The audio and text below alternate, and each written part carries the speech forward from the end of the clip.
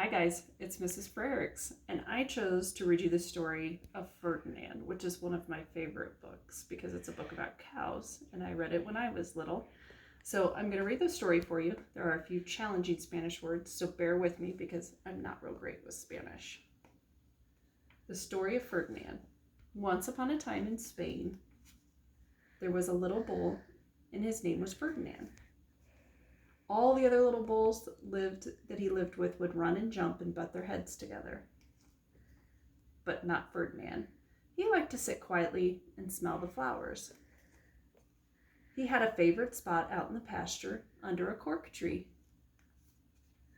It was his favorite tree, and he would sit in the shade all day and smell the flowers. Sometimes his mother, who was a cow, would worry about him. She was afraid he'd be lonesome all by himself. "Why don't you run and play with the other little bulls and skip and butt your head?" she would say. But Ferdinand would shake his head. "I like it better here, where I can just sit quietly and smell the flowers." His mother saw that he was not lonesome, and because she was an understanding mother, even though she was still a cow, she would let him just sit there and be happy. As the years went by, Ferdinand grew and grew until he was very big and strong. All the other bulls who had grown up with him in the same pasture would fight each other all day. They would butt each other and stick each other with their horns, but they wanted most of all was to be picked to fight in the bullfights in Madrid. But not Ferdinand. He still liked to sit just quietly under the cork tree and smell the flowers. One day, 5 men came in very funny hats to pick the biggest, fastest, roughest bull to fight in the bullfights in Madrid. All the other bulls ran around snorting and butting and leaping and jumping so the men would think that they were very strong and fierce and pick them. Ferdinand knew that they wouldn't pick him, and he didn't care, so he went out to his favorite cork tree to sit down. He didn't look where he was sitting, and instead of sitting in the nice cool grass in the shade, he sat on a bumblebee. Well, if you were a bumblebee and a bull sat on you, what would you do? You would sting him, and that's just what the bee did to Ferdinand. Wow, did it hurt. Ferdinand jumped up with a snort.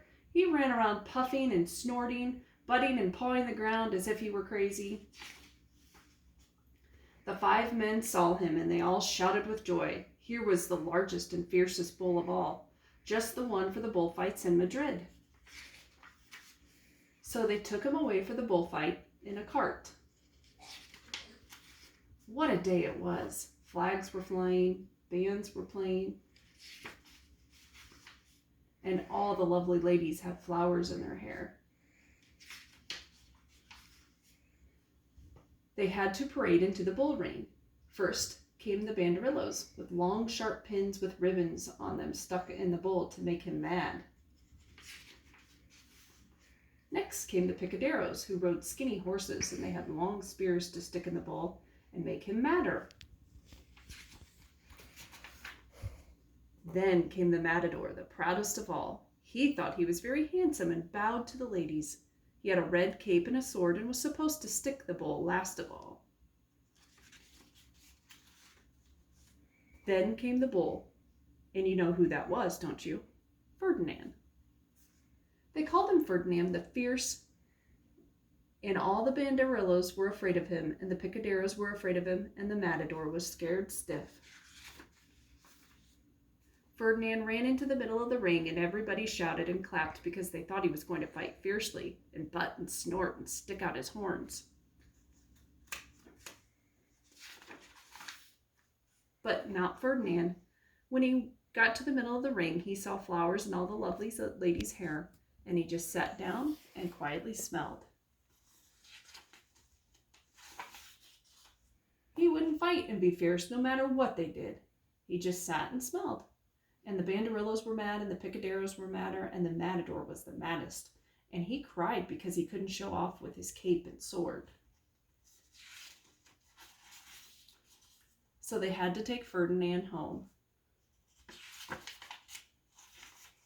And for all I know, he's still sitting there under his favorite cork tree smelling the flowers just quietly. He's very happy. The end. I hope you guys are enjoying yourselves at home. Keep reading. It doesn't matter what you read. Anything's good. Sports magazines, picture books, or chapter books. Just keep reading. I hope to see you guys soon. Bye.